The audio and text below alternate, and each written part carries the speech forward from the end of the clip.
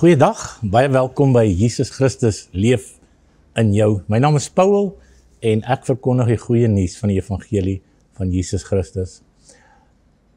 Ek het 'n reeks beginne wat ek noem dinge waarmee Christene sukkel.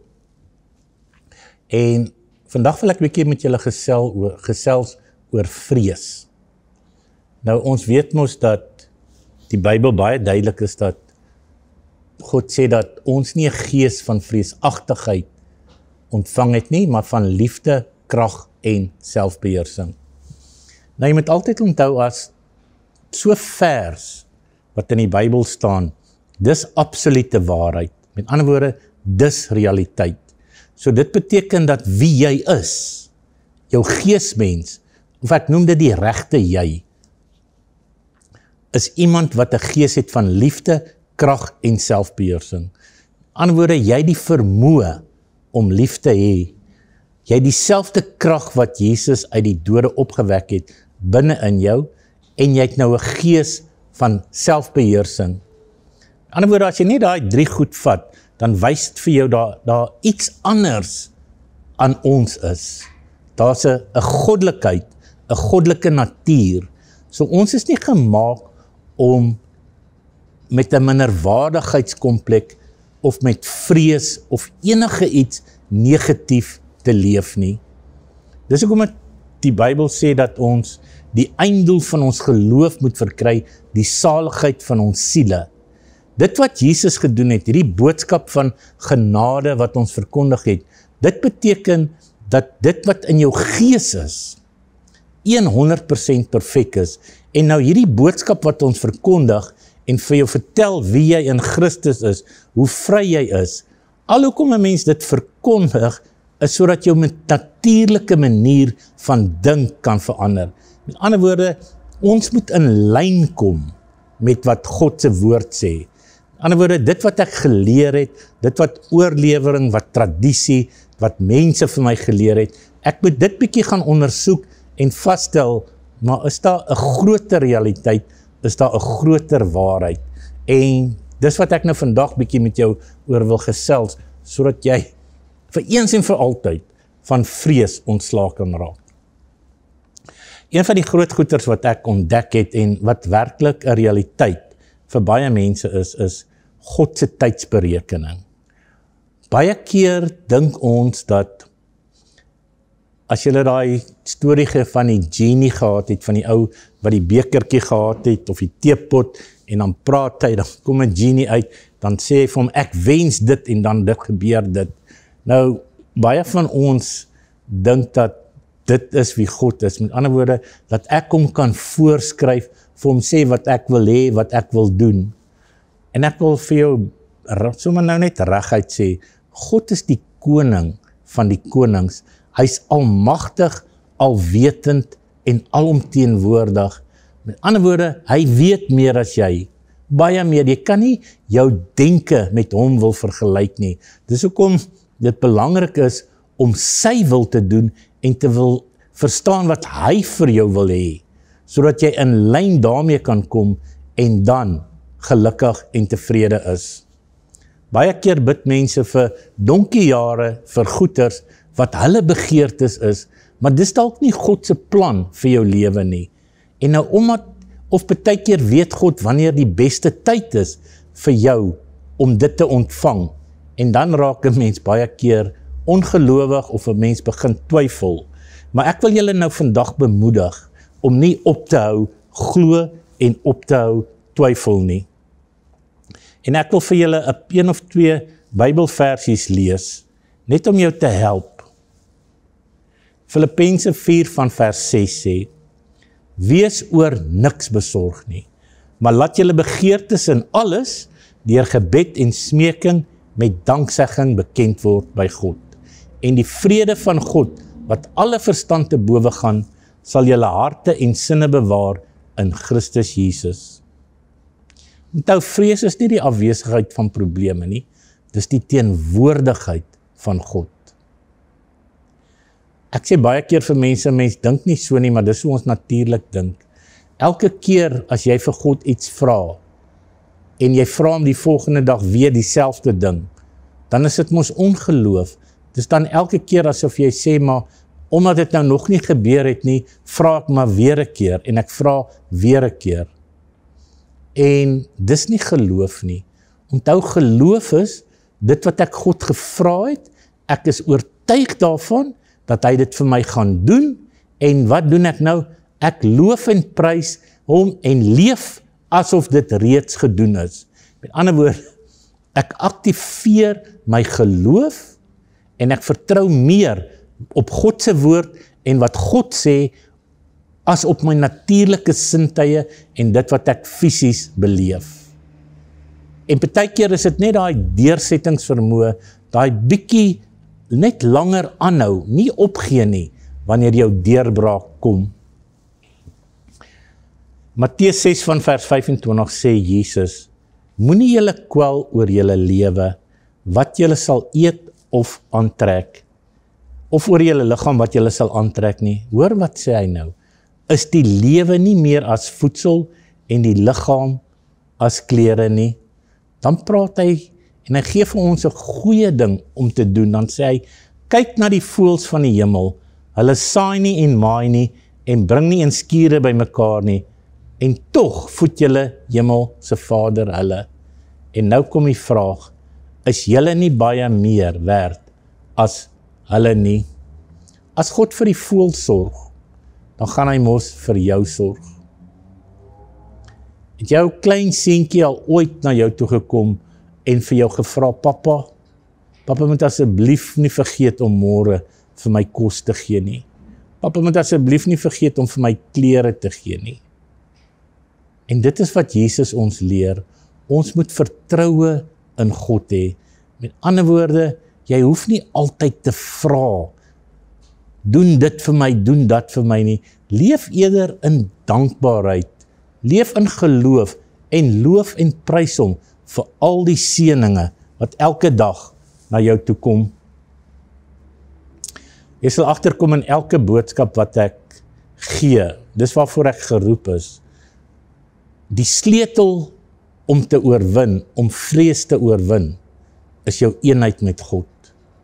Ander woorde, daai wat Johannes vir ons geleer het, as hy wat in julle is groter as enigiets wat in die wêreld is. Met ander woorde, jy moet nie in jou gedagtes 'n idee het, of 'n gedagte vorm wat kan groei. Met ander woorde, 'n gedagte is 'n saad wat geplant word. En as jy byvoorbeeld 'n ongeneeslike siekte het wat die dokter sê, en jy vat dit en jy glo dit, nou daai saad groei en dit raak al hoe meer en meer 'n realiteit. Maar die teenoorgestelde, die waarheid is byvoorbeeld dat ons deur Jesus se wonde genees is. Nou as dit jou realiteit is en jy begin in jou hele wese die realiteit begin ontwikkel dat alhoewel ek hierdie goed ervaar, beteken dit ek is eintlik gesond. In ander woorde, daai geloof in jou is besig om iets te verander sodat jy 'n oorwinnaar kan wees. Kolossense 3 sê, julle het gesterf en julle lewe is saam met Christus verborge in God. Kan jy sien, jou lewe is nie in wat jy besit nie, jou lewe is nie jou werk nie, jou lewe is selfs nie jou familie of vriende nie, jou lewe is Christus. Paulus sê in Johannes 17, 27 en 28 dat God nie ver van ons af is nie. Hoekom nie? Want in hom lewe ons, beweeg ons en is ons. Ek sê baie vir mense, die oplossing vir jou probleem is nie daar buite nie. In ander woorde, ons moet nie leef van buite af na binne toe nie. Ons moet nie dat dit wat ons met ons oë sien, hier binne in God se tempel inbring en nou probeer sê dat dit wat daar buite is, groter is as dit wat hier binne is nie. Onthou, God se koninkryk is binne in ons en dis geregtigheid, vrede en blydskap in die Heilige Gees. Dit beteken dat daar niks in die wêreld is wat jou geregtigheid kan beïnvloed, jou vrede kan steel of jou blydskap kan steel nie. So enige iets wat daar buite gebeur, maak nie saak wat dit is nie, het geen reg op jou nie, het geen mag oor jou nie. Die enigste mag wat dit het, is as iets aan jou voorgestel word, of die duiwel iets na jou toe bring, en jy vat dit, en jy bring dit hier in jou in. Met ander woorde, jy begin daaroor dink, jy begin daaroor mediteer, en in plek daarvan om op God en sy woord te mediteer, begin jy nou op iets negatief mediteer, of op negatief fokus. Die Bybel is geduidelik, ons moet elke gedagte gevangene neem, en dit onder die woord van God plaas. Paulus is ook baie duidelik, hy sê vir ons moet dink aan alles wat mooi is, wat lieflik, met ander woorde, alles wat prysenswaardig is, enige iets wat mooi of goed is, enige iets wat vrede bring, jy moet gedurig daaraan dink. Hoekom? Want jy moet 'n atmosfeer van vrede en blydskap en oorwinning hier binne in jou skep, in jou wese, in jou gedagtes. Jy moet gevul wees met die liefde, die blydskap, die goedheid, die vrede, die lankmoedigheid van God. Met ander woorde, jy moet in daai atmosfeer leef, en jy die vermoë om dit te doen, want jy doen dit deur jou gedagtes te hernie met die woord van God. Ek hou van hierdie sê-ding van Christine Caine, sy sê, net omdat dinge nie gebeur soos jy dit wil hê nie, of teen die pas wat jy wil hê nie, beteken nie, God is nie aan die werk nie. Iets om oor na te dink, baie keer as mense saad plant, en jy plant dit, dan vat dit 'n rukkie vir daai saad om te groei.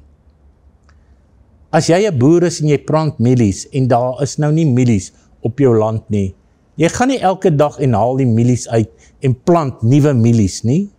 Jy weet mos, daar is geplant, en dis wat die woord van God is. God sê my woord keer nie ledig na my toe terug nie. So dit wat hy gesê het, as jy nou daai woord vat, en jy plant dit in jou hart, jy moet nie daai saad die heeltyd gaan uithaal, en negatief daaroor praat, of dit wat negatief is, hoër ag, of groter ag, as wat God se woord is nie.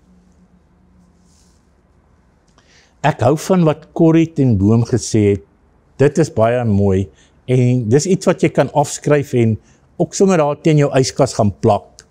Moet nooit bang wees, om 'n onbekende toekoms toe te vertrou, aan 'n bekende God nie. Is dit nie mooi nie? Dit lyk dalk vir jou of daar nie 'n pad is nie, maar daar is 'n pad.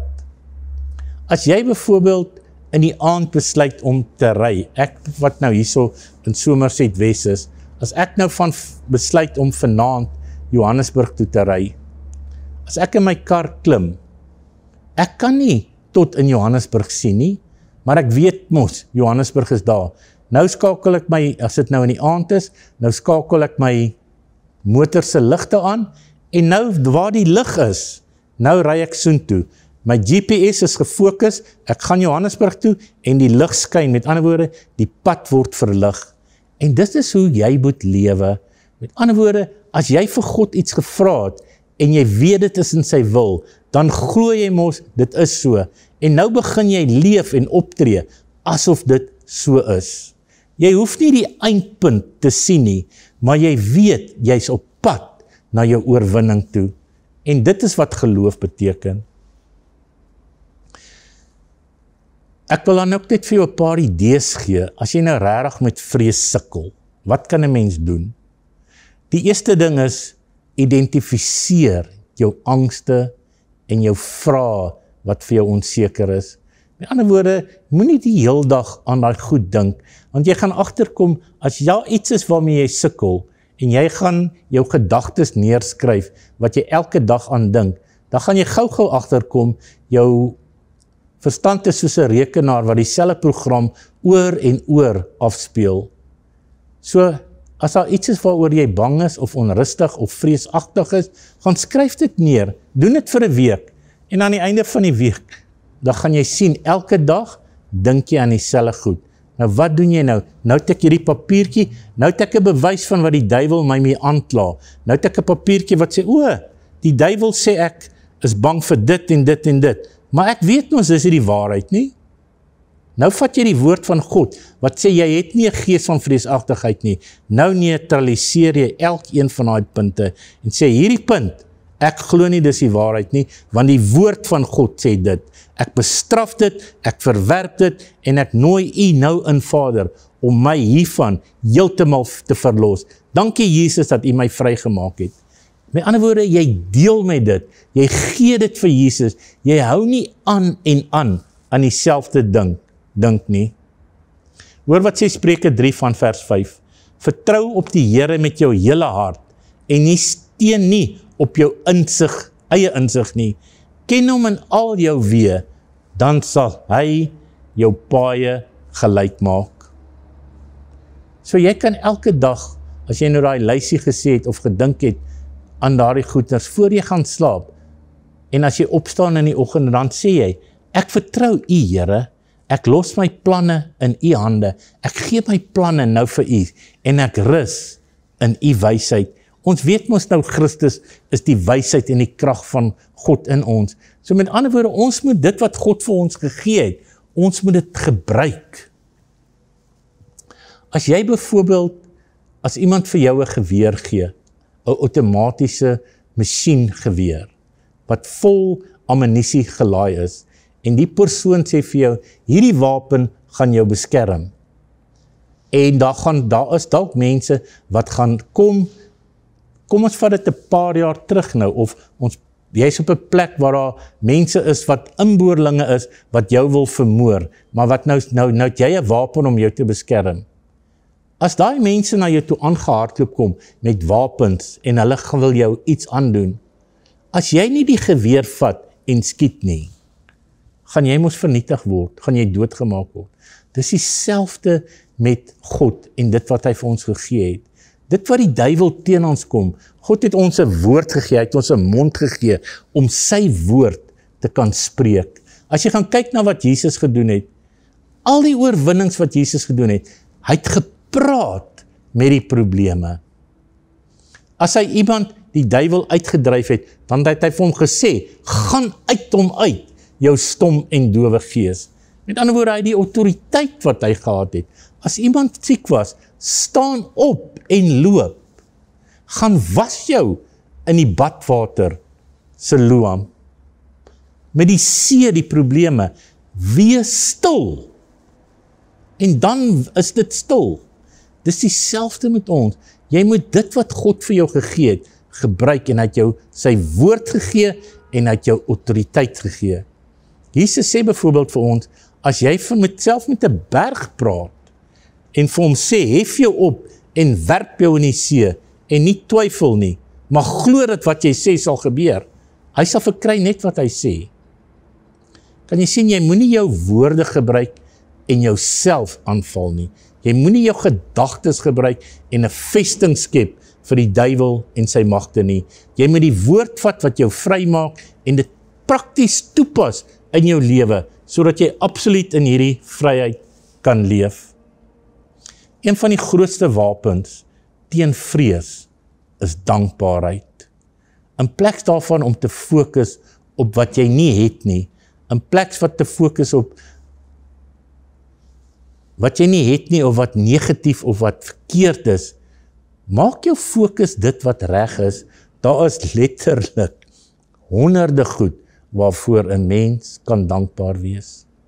Die feit dat jy asemhaal, dat jy kon slaap, dat jy kon opstaan. Ons dink baie keer net, ons het hande, ons het voete, ons het 'n liggaam, ons het 'n werk, ons het kos, ons het klere. Daar is geweldig baie goed om voor dankbaar te wees. En elke keer as jy voel, maar dit voel vir my asof alles en almal teen my is, vat maar weer jou pen en jou papiertjie, en dan skryf jy vir jou op 'n papiertjie, dankie Vader vir dit, ek is dankbaar vir my vrou, ek is dankbaar vir my kinders, ek is dankbaar vir dit, vir dat, vir dit. Met ander woorde, bestuur jou verstand, jy's in beheer van dit.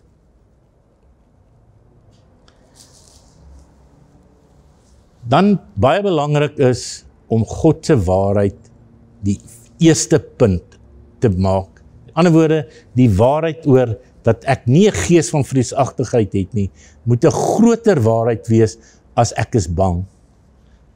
Die woorde ek is bang moet nie deel van jou verwysingsraamwerk wees nie. Onthou, ek is God se naam en is sy woord. As jy sê ek is bang, dan sê jy, dit is nou God wat sê, ek staan voor God en ek sê, Vader, ek, wie ek nou is bang. En ek roep die hemel en die aarde, alles getuienis, want as jy sê ek is, dan bring jy God in die prentjie in. So jy kan nie sê ek is bang nie, want dan wil jy sê, alles wat God is, wil nou met my saamstem, dat ek bang is. En dis mos nie die realiteit nie. Dis hoekom die duiwel dit gebruik. Dis hoekom hy wil hê, jy moet sê ek is, en iets negatief byvoeg. En wat die waarheid is, die enigste waarheid van ek is dat ek is wat ek is. Met ander woorde, ek is wie God my gemaak het om te wees. En as jy wil gaan vasstel wie jy is, dan gaan kyk jy in die woord wie ek is, en jy sê dan ek is, en dan voeg jy wat die waarheid is. Ek is, wat is ek? Ek is genees. Ek is, wat ek is? Ek is 'n oorwinnaar. Ek is tot alles in staat deur Christus wat my die krag gee. So gebruik die woord van God, hernie jou gedagtes met hierdie waarheid en spreek lewe. Die Bybel is tog duidelik, dood en lewe is in die mag van die tong. So hoe meer jy negatiewe goed spreek, hoe meer gaan negatiewe goed manifesteer.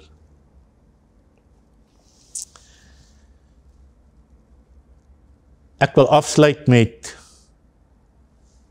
'n belangrike punt is dat vertroue in God se tyd is nie 'n emosie nie, dis 'n daaglikse besluit. Onthou, Jesus het jou nie agtergelaat nie. Hy het gesê ek is met jou al die dae tot aan die einde van die wêreld.